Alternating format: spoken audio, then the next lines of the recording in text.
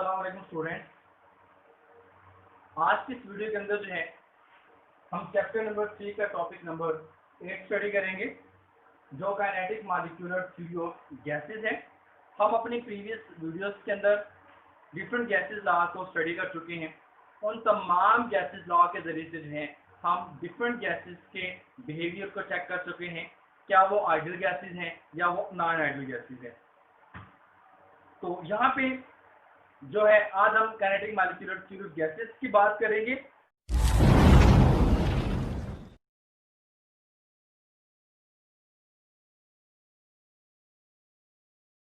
ये थ्योरी हमें क्वांटिटेटिव जो बिहेवियर होगा किसी भी गैस का, चाहे वो आइडियल गैस हो चाहे वो नॉन आइडियल गैस हो, तो उसका जो क्वांटिटेटिव बिहेवियर होता है उसको अंडरस्टैंड करने के अंदर जो है ये kinetic molecular theory of gas जो है ये हमारी हेल्प करती है। अब इस थ्योरी को बनाने के लिए, इस थ्योरी के अंदर बहुत सारी इलेबोरेशंस करने के लिए, इसके अंदर इसको एक्सटेंड करने के लिए बहुत सारे साइंटिस्ट ने जो है अपना जो है किरदार अदा किया है। सबसे पहले जो बर्नौली है, जब बात की गई कि गैसेस के बिहेवियर को हम क्वांटिटेटिवली जो है एक्सप्लेन करेंगे, तो उस वक्त बर्नौली के जहन में जो है ये kinetic molecular theory of gases का कॉन्सेप्ट आया। इसके बाद क्लैसियस ने इस kinetic molecular theory of gases को जो है इसके अंदर बहुत सारी इलेबोरेशंस की और जो है काइनेटिक इक्वेशन जो है ड्राइव की, और जिस काइनेटिक इक्वेशन से जो है डिफरेंट गैसेस लॉज को उसने डिड्यूस भी किया। सबसे पहले हम बात करेंगे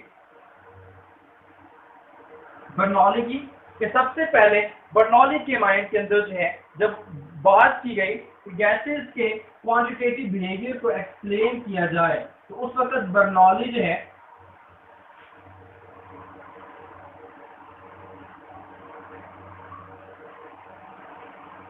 बर्नौली के माइंड में जो है ये बात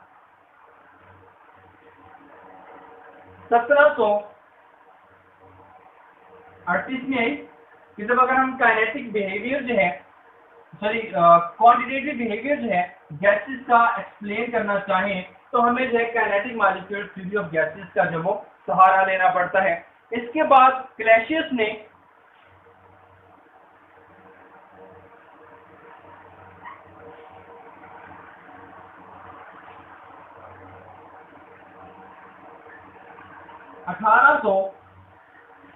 ईस्वी के अंदर जो है उसने एक इक्वेशन ड्राइव की जिसको काइनेटिक मॉलिक्यूलर थ्योरी की इक्वेशन का नाम दिया जाता है, और उसने इस इक्वेशन से डिफरेंट जो गैस लॉज थे उनको भी रिड्यूस किया। नंबर 3 पे जो साइंटिस्ट काइनेटिक मॉलिक्यूलर थ्योरी की एक्सटेंडेशन के अंदर जिसका रोल है वो है मैक्सवेल। मैक्सवेल ने इसको एलैबोरेट किया। नंबर 3 पे आ जाता है मैक्सवेल ने इसके अंदर इलैबोरेशन की बहुत सारी, उसने इसको एलैबोरेट किया और उसके साथ साथ जो है उसने लॉ ऑफ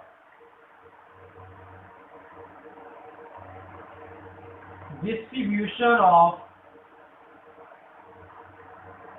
वेलोसिटीज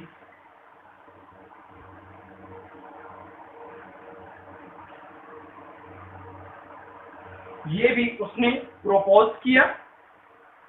और इस लॉ के मुताबिक जो मॉलिक्यूल्स होते हैं गैस के अंदर, वो ग्रुप्स की फॉर्म के अंदर जो है वो उनकी डेफिनेट जो वेलोसिटी होती है। इसके बाद बोल्ट्जमैन ने जो है डिस्ट्रीब्यूशन ऑफ एनर्जीज को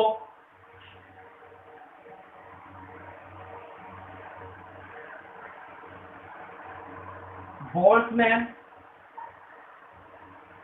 इसने लॉ प्रपोज किया जिसको डिस्ट्रीब्यूशन ऑफ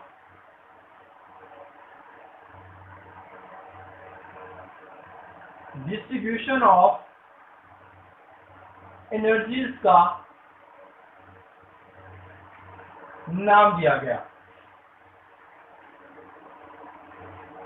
लेकिन इन सब साइंटिस्ट के बाद जिस साइंटिस्ट का नाम सबसे ज्यादा मशहूर है और जो kinetic molecular theory of gases के लिए मशहूर है, वो है van der Waals.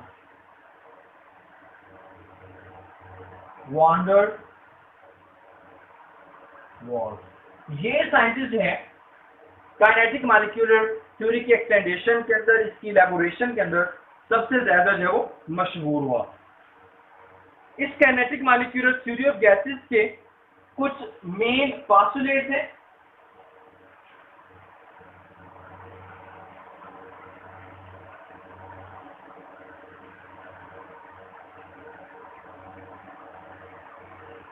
First postulate है, every gas consists of a large number of very small particles called molecules.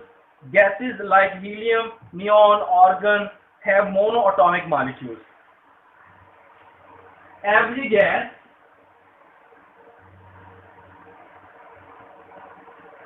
consists of large number of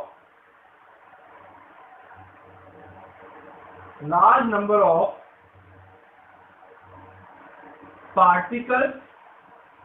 in particles को जो है हम मॉलिक्यूल्स का नाम देते हैं।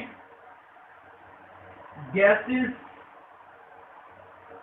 Like helium, neon and argon, ये तमाम की तमाम गैसेस हैं, ये मोनोएटॉमिक गैसेस कहलाती हैं।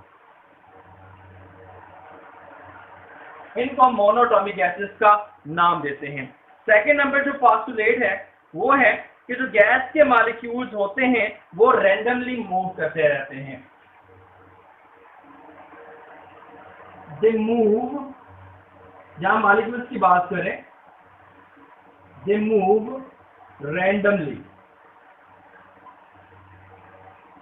और जब ये रैंडमली मूव करते रहते हैं तो ये जिस कंटेनर के अंदर मौजूद होते हैं उसकी वॉल्स के साथ भी टकराते रहते हैं और उसके अलावा जो है एक दूसरे के साथ भी टकराते रहते हैं। और जब एक दूसरे के साथ टकराते हैं और जो वॉल्स की जो कंटेनर की वॉल्स होते हैं उनके ऊपर टकराते हैं तो वहां पे एक फोर्स अप्लाई करते हैं। उस फोर्स को हम जो है प्रेशर का नाम देते हैं।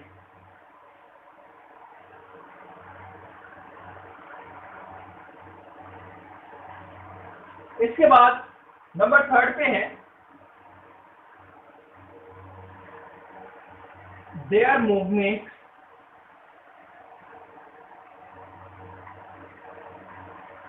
is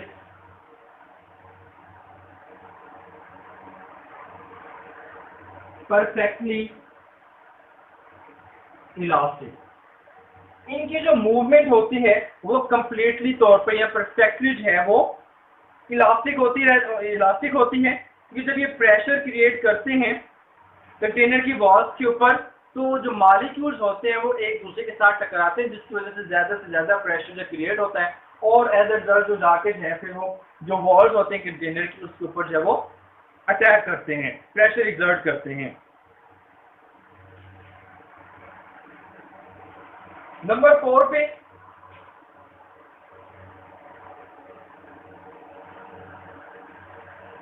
there are empty spaces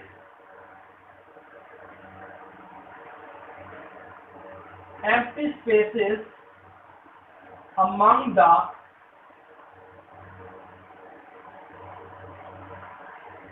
molecules of gases। Gases के मॉलिक्यूल्स के दरमियान बहुत सारी एम्प्टी स्पेसेस मौजूद होती हैं और यही वजह है कि जब हम प्रेशर अप्लाई करते हैं किसी भी गैस के ऊपर तो उसके जो मॉलिक्यूल्स होते हैं वो एक दूसरे के करीब आ जाते हैं। जैसे कि हम यहाँ पे गुब्बारे की बात करते हैं, अगर हम गुब्बारे के अंदर हवा भरते जाएं, एक कंडीशन ऐसी आती है कि मजीद उसके अंदर हम हवा को नहीं भर सकते, उसके अंदर मजीद हवा को हम ऐड नहीं कर सकते। लेकिन जब हम उसको ऊपर से बांध लेते हैं किसी धागे के साथ, किसी थ्रेड के साथ, तो अगर हम उसके ऊपर प्रेशर अप्लाई करते हैं तो स्क्यूज हो जाता है। जब स्क्यूज करते हैं तो उससे जो मॉलिक्यूल्स के दरमियान एम्प्टी स्पेसेस होती हैं वो बहुत ही कम हो जाती हैं जिसकी वजह से मॉलिक्यूल्स जो होते हैं वो एक दूसरे के करीब आ जाते हैं और एज ए रिजल्ट जो गुब्बारा होता है उसके साइज को हम छोटा कर लेते हैं। नंबर 5 पे है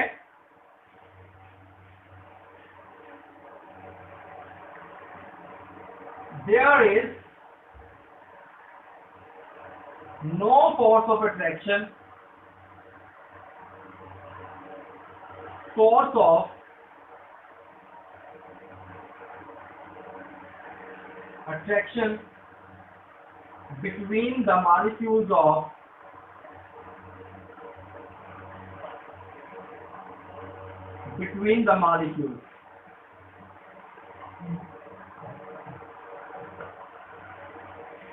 गैस के जो मॉलिक्यूल्स होते हैं उनके अंदर फोर्स ऑफ अट्रैक्शन नहीं होती। अगर उनके अंदर फोर्स ऑफ अट्रैक्शन क्रिएट हो जाए तो उसकी वजह से वो जो है गैस जो है वो लिक्विड के अंदर कन्वर्ट हो जाएगी और फिर लिक्विड जो है वो सॉलिड के अंदर कन्वर्ट हो जाएगा। तो इनके अंदर एक दूसरे के लिए स्पेशली अगर हम बात करें कि जो मॉलिक्यूल्स होते हैं उनके लिए एक दूसरे के साथ कोई भी फोर्स ऑफ अट्रैक्शन उनमें मौजूद नहीं होती।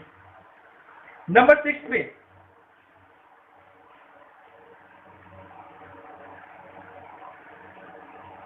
the actual volume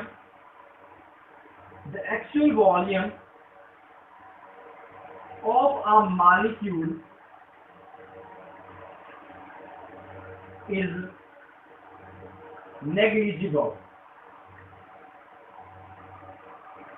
अगर हम गैस के एक मॉलिक्यूल के वॉल्यूम की बात करें तो उसका मॉलिक्यूल जब हम उसको निगलेक्ट कर देते हैं, हम उसको कंसिडर ही नहीं करते क्योंकि मॉलिक्यूल का जो वॉल्यूम है उसको फाइंड आउट करना बहुत ही मुश्किल होता है। तो इस वजह से जो है हम इसको निगलेक्ट कर देते हैं। नंबर 7 पे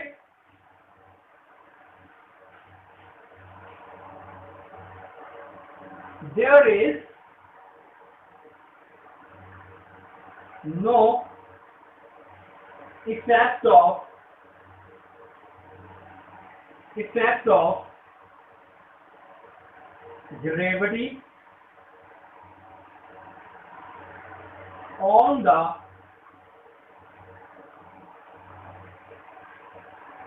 movement of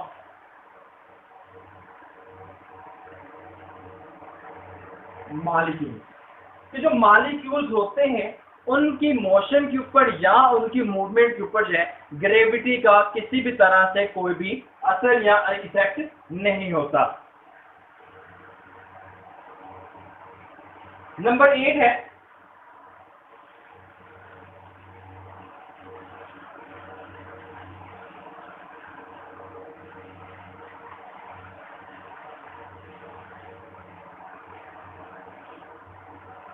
average kinetic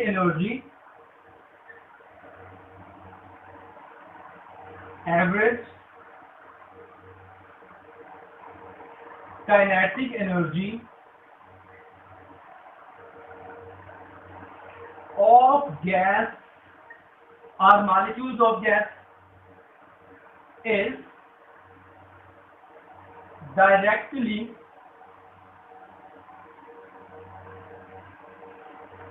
proportional to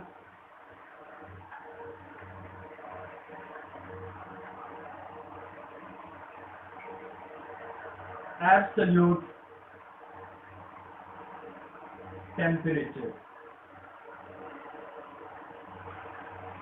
तो जो एवरेज काइनेटिक एनर्जी होती है गैस की मॉलिक्यूल्स की वो डायरेक्टली प्रोपोर्शनल होती है एब्सोल्यूट टेम्परेचर। क्योंकि हम जैसे जैसे जो है गैस को हीट करते जाएंगे तो उसके जो मॉलिक्यूल्स होंगे वो हीट को एब्जॉर्ब करते जाएंगे। जैसे जैसे उसको एब्जॉर्ब करेंगे तो उनकी जो एवरेज काइनेटिक एनर्जी होती है गैस के मॉलिक्यूल्स की वो इंक्रीज होती रहती है।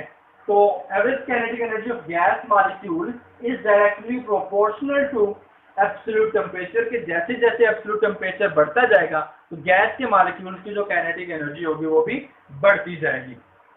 ये थे postulate kinetic molecular fluid gases की। इसके बाद है इन्हीं पास्टुलेट्स को जो है अजम्पशन के तौर पे जो है आरजे क्लैशियस ने माइंड में रखा और उसने जो है एक प्रेशर ऑफ आइडियल गैस के लिए जो है एक एक्सप्रेशन उसने जो है वो हमें प्रपोज करके दे दिया। जिसके अंदर प्रेशर जो है वॉल्स ऑफ वेसल के ऊपर क्रिएट किया जा रहा था कोलिजन की वजह से। फिर मॉलिक्यूल जो है वो कोलाइड करते रहते हैं, एक दूसरे के साथ भी टकराते हैं और उसके साथ जो वॉल्स ऑफ कंटेनर होती है उनके साथ भी टकराते हैं। तो उसने जो फाइनल हमें जो है एक काइनेटिक इक्वेशन निकाल के दी थी वो थी PV इज इक्वल टू 1/3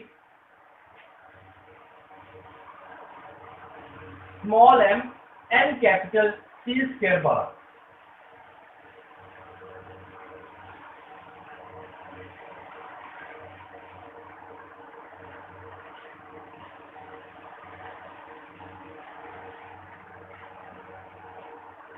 जो फाइनल इक्वेशन हमें क्लैसियस ने निकाल के दी वो थी PV is equal to 1/3 mn C square bar. अब P जो है ये प्रेशर है,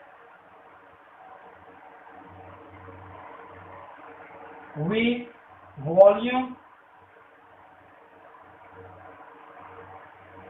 M mass of one molecule,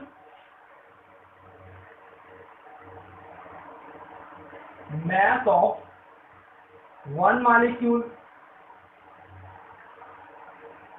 and जो है total number of molecules in the vessel, number of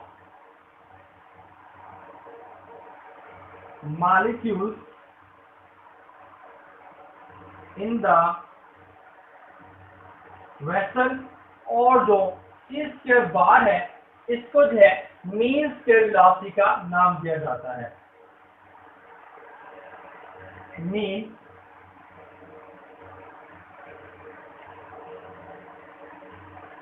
square velocity.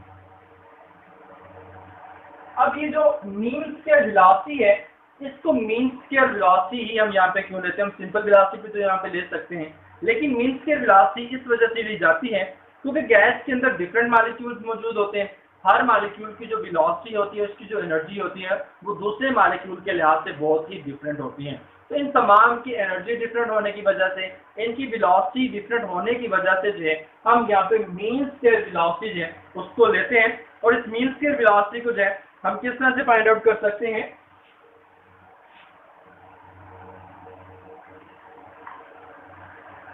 Mean square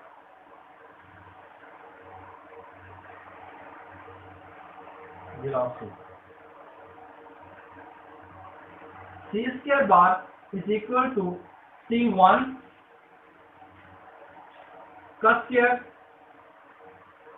plus C2 का square plus C3 का square plus so on over number of molecules 1 and 2 plus and 3 plus and so on. इस फार्मूले को इस्तेमाल करके जो है हम मीन स्क्वायर जो वेलोसिटी है C स्क्वायर बार इसको फाइंड आउट कर सकते हैं। अगर मीन स्क्वायर वेलोसिटी जो है हम इसका स्क्वायर रूट ले लें तो इसको जो है हम रूट मीन स्क्वायर वेलोसिटी का नाम देते हैं। अगर हम इसका स्क्वायर ले लें तो स्क्वायर रूट ले लें तो इसको जो है रूट मीन स्क्वायर वेलोसिटी का नाम देते हैं और इसको हम लिखते होते हैं C root mean square velocity. अब रूट मीन स्क्वायर वेलोसिटी है इसका एक फार्मूला है।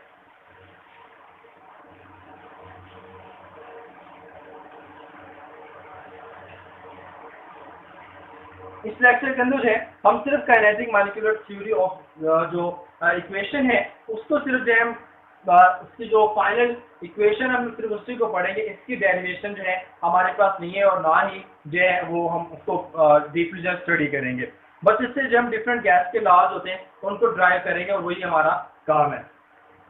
Root mean square velocity 3RT/m।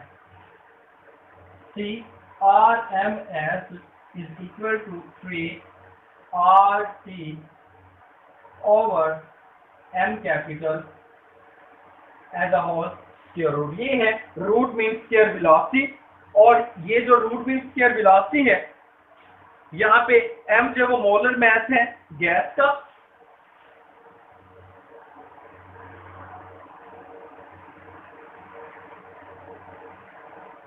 Molar mass है, C एब्सोल्यूट टेम्परेचर है और R जो है वो जनरल गैस कांस्टेंट और 3 भी जो है हमें पता ही है कांस्टेंट। ये क्वांटिटेटिव रिलेशनशिप है एब्सोल्यूट टेम्परेचर के दरमियान और जो वेलोसिटीज होती हैं गैस के मॉलिक्यूल्स की उनके दरमियान एक जो है ये क्वांटिटेटिव रिलेशनशिप है। इस इक्वेशन के मुताबिक जैसे जैसे टेम्परेचर बढ़ता जाएगा वेलोसिटी है वो भी बढ़ती जाएगी। इट मीन्स दैट कि जो वेलोसिटी होती है वो टेम्परेचर के डायरेक्टली प्रोपोर्शनल होती है। काइनेटिक इक्वेशन को जो है हम इस्तेमाल करके डिफरेंट गैस लॉज हैं उनको रिड्यूस कर सकते हैं। इंशाल्लाह इस टॉपिक को जो है हम अपनी नेक्स्ट वीडियो के अंदर पढ़ेंगे। तो आज की इस वीडियो के अंदर जो है हमने जो kinetic molecular theory of gases है उसको स्टडी किया। सबसे पहले जो है हमने उसके बारे में पढ़ा कि कौन कौन से साइंटिस्ट ने जो है काइनेटिक मॉलिक्यूलर थ्योरी को प्रपोज करने के लिए इसको एलेबोरेट करने के लिए इसको एक्सटेंड करने के लिए किस किस साइंटिस्ट ने जो वो काम किया है। और उसके बाद फिर हमने इसके जो मेन 8 पोस्टुलेट्स थे उनको 1 बाय 1 स्टडी किया है। और उसके बाद हमने जो है फिर मीन्स के वेलोसिटी की बात की है। तो जो हमारे पास एक फाइनल इक्वेशन आ जाती है PV = 1/3 m capital C square बार। ये हमारे पास जो काइनेटिक मॉलिक्यूलर एक इक्वेशन है, काइनेटिक मॉलिक्यूलर इक्वेशन है। इस काइनेटिक मॉलिक्यूलर इक्वेशन को जो है हमने फिर किस तरह डालकर पहले हमने यहाँ से मीन स्क्वायर जो वेलोसिटी है उसको फाइंड आउट किया कि हम मीन स्क्वायर वेलोसिटी को किस तरह से फाइंड आउट कर सकते हैं। फिर उसके बाद हमने जो है यहाँ से फिर हमने रूट मीन स्क्वायर वेलोसिटी है उसका फार्मूला हमने ड्राइव किया कि उसके फार्मूले को जो हम किस तरह से फाइंड आउट कर सकते हैं। और फाइनल में लास्ट में जो है फिर हमने बताया कि जो टेम्परेचर है वो वेलोसिटी के डायरेक्टली प्रोपोर्शनल होता है कि जैसे जैसे टेम्परेचर बढ़ता जाएगा तो उसकी वजह से जो वेलोसिटी है वो भी बढ़ती जाएगी। इंशाल्लाह हम अपनी नेक्स्ट वीडियो के अंदर जो है डिफरेंट जो गैस लॉज हमने प्रीवियस लेक्चर्स के अंदर प्रीवियस वीडियो के अंदर जो हमने स्टडी किए हैं उनको हम 1 बाय 1 जो है वो ड्राइव करेंगे। मिलते हैं नेक्स्ट वीडियो में, तब तक के लिए अल्लाह हाफिज़।